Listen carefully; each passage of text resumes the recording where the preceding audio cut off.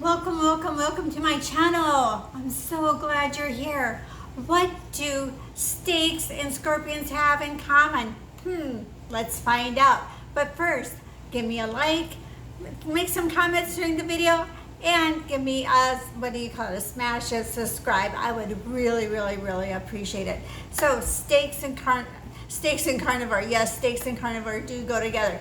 Steaks and scorpions, what do they have in common? Well, actually really nothing except being in the same location at the same time.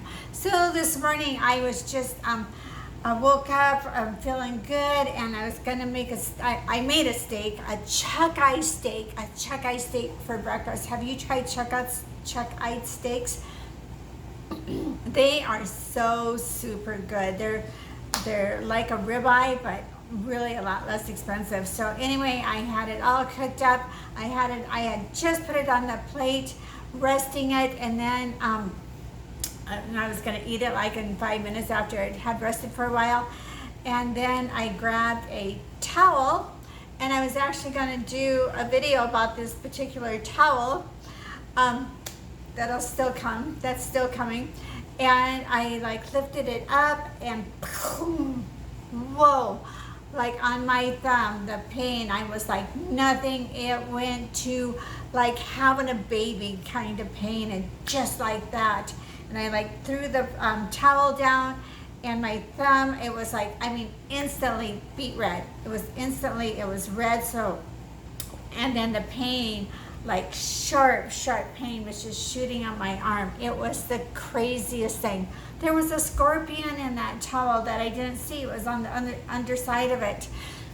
Oh my gosh, that pain, and it just shot up, and the pain was just radiating from my thumb, clear like through my chest. But the good thing was I was always breathing. My breathing was never impaired, so I wasn't having a violent allergic reaction, which I used to do when I was younger with bees.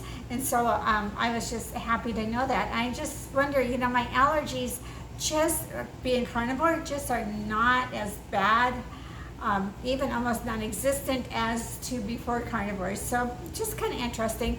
But anyway, whoa, this pain, and I got lightheaded, dizzy. My legs were like wobbly. I knew I told my my principal that like I wasn't going to be able to come in today because I just didn't feel like well, first of all, I was in pain, but honestly, I did not even feel safe driving. And I said, I'm just going to be a little bit late. I got stung by a scorpion, and I thought it was all going to go down, fairly quickly. But I got to tell you what, it's been like 13 hours now, and it's the pain is not the sharp pain like it was earlier, but it's just weird because throughout the day it went from sharp pain, and then it went to just like a tingly pain. And the pain it's very interesting. It's almost coming like from the inside out. Somebody had suggested putting something topical on it, and I was like, it just doesn't seem like that will help because the pain just feels so deep inside, like in my nerves.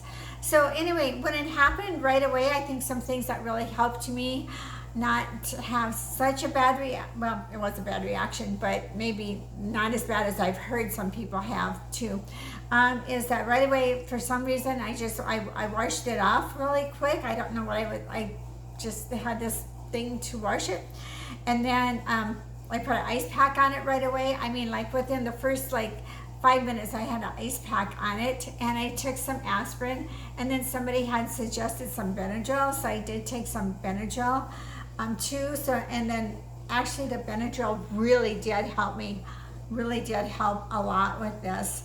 So anyway, that's all happened about 6:30.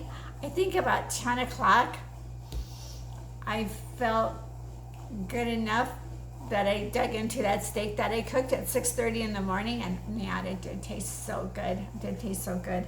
And there's something about steak that just makes you feel better, so that just did make me a little bit feel better. But now it's the evening, like I said, like 13 hours, and my thumb is, let's see, it's not red anymore. I don't know, it does look a little bit bigger though, doesn't it, in there? But anyway, it really doesn't look all that swollen, but I mean, it's hard to move it. So here's how I can move this thumb, and I can barely move this thumb. It's very, very numb. It's still very numb, but if I hit it with something, it's like sharp pain.